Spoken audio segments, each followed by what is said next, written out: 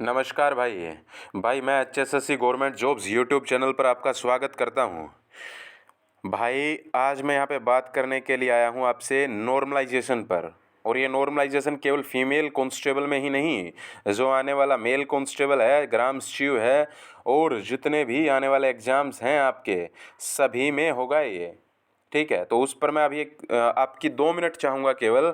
आप 2 मिनट मेरे को ध्यान से सुने और फिर आप बताना कमेंट्स में कि मैं गलत हूँ या सही। ठीक है भाई, नॉर्मलाइजेशन के मैं शुरू से अगेंस्ट बोल रहा हूँ।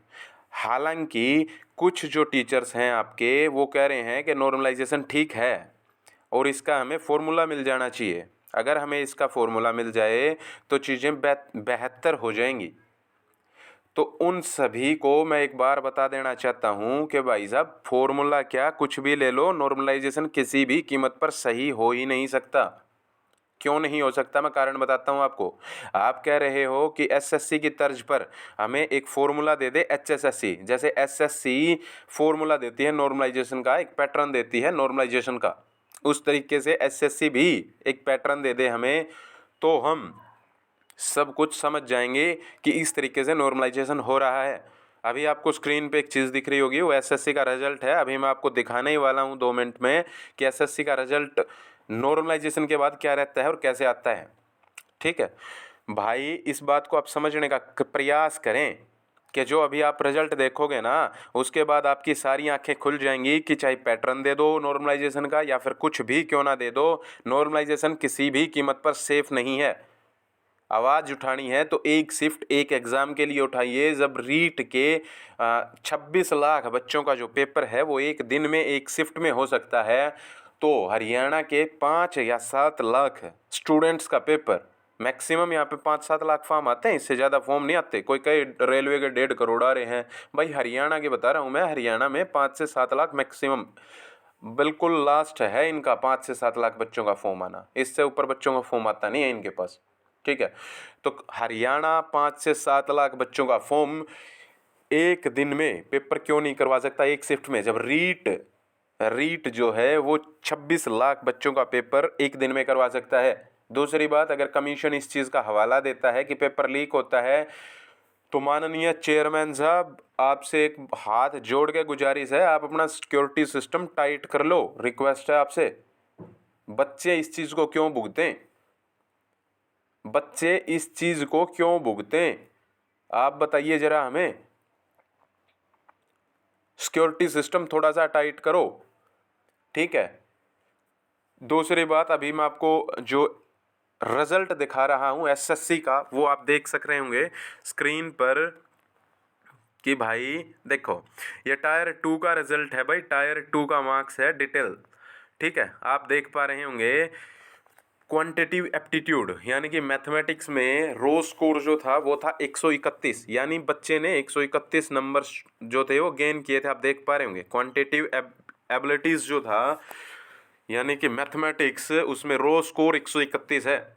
लेकिन क्वांटिटिव एबिलिटीज में नॉर्मलाइज स्कोर जो है, नॉर्मलाइजेशन करने के बाद 105 नहीं है भाई, ये ध्यान से देखना आप, ये है -105। शायद स्क्रीन पे अब बिल्कुल अच्छे से दिख रहा होगा, -105 है। आप सोचो, -105। अभी मैं आपको इंग्लिश का दिखा देता हूँ।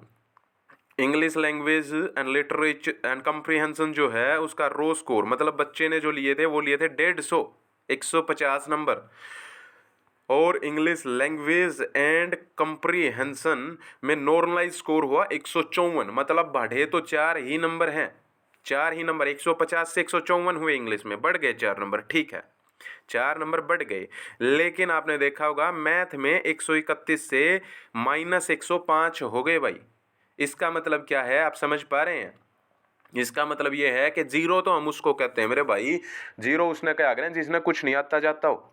ठीक है, तो -105 का भाई जीरो कौन है? जीरो हम वो कहते हैं भाई तू नील बटे सन्नाटा है, तेरे को कुछ नहीं आता है हमारे चीज के रिगार्डिंग, है ना।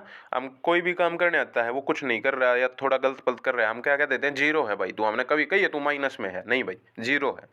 लेकिन एसएससी ने अपने जो कह रहे हैं ना, फॉर्मूला दे दो, फॉर्मूला दे दो, नॉर्मलाइज का एक तरीका दे दो हमारे से, तो उस तरीके के अकॉर्डिंग इसको -105 दे दिया इस बच्चे को रिजल्ट। ठीक है, इस बच्चे का रिजल्ट -105 कर दिया। अब आप मेरे को एक बात बता दो छोटी सी, माइनस का मतलब तो ये हो गया भाई तेरी तो कई पीढ़ी कुछ नहीं पढ़ रही, नहीं तेरी पीढ़ियाँ ने कई आने कुछ आवे है ना। यही बात हुई ना भाई, तेरी बहुत सारी पीढ़ियाँ ने कुछ नहीं आता और तेरी पीढ़ी कहीं नहीं पढ़ रही, इसलिए तू माइनस में जा रहा है। तेरी तो 20-25 पीढ़ियाँ ने, किताब का मतलब है नहीं मेरा, दुनियादारी तो कोई मतलब है नहीं है। यह तो बात हुई होगी भाई, ठीक है। और इसी चीज़ के कारण हमारी बहुत सारी बहनों ने इसका विरोध किया था, नॉर्मलाइजेशन का, ठीक है। और मेल कांस्टेबल वाले भाइयों और ग्राम सीओ वाले भाइयों, जब आपके साथ होगा ना 6-6 शिफ्टों में पेपर है, ठीक है, जब आपको भी समझ में आ जाएगा, इस चीज़ की आवाज़ बुलंद करो आप कि भाई नॉर्मलाइजेशन जो है उसको हटाकर एक शिफ्ट एक एग्जाम हो। दूसरी चीज़ भाई मैं बताना चाहूँगा, आज हमारे खट्टर साहब जो हैं वो लाइव आएंगे 3 बजे के समथिंग। मैं आपको दिखा देता हूँ चैनल कौन सा है।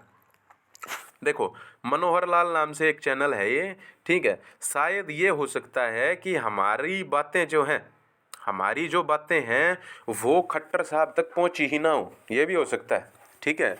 हमारी बातें माननीय मुख्यमंत्री साहब तक अब तक पहुंची ही ना हो, इसलिए देखो शेड्यूल्ड देख रहे होगे आप मनोहर लाल, जब आप ऊपर फिलअप करोगे तो एक चैनल का नाम आ जाएगा मनोहर लाल, और 2900 वीडियो डाली हुई हैं, 2.9K वीडियोज़ यहाँ पे डाली हुई हैं, और यहाँ पे अपने सीएम साहब की फ़ोटो लगी हुई है। और आप देख पा रहे होंगे माननीय सीएम साहब का लाइव का जो प्रोग्राम है वो 3 बजे का है आज का, ठीक है। तो मैं तो कह रहा हूँ भाई, सारे भाई एक बार 3 बजे, शायद जितना पॉसिबल हो सके, मेरे को तो ऐसा ही लग रहा है कि माननीय मुख्यमंत्री साहब तक हमारी बातें जो है अभी तक पहुंच ही नहीं पाई हैं।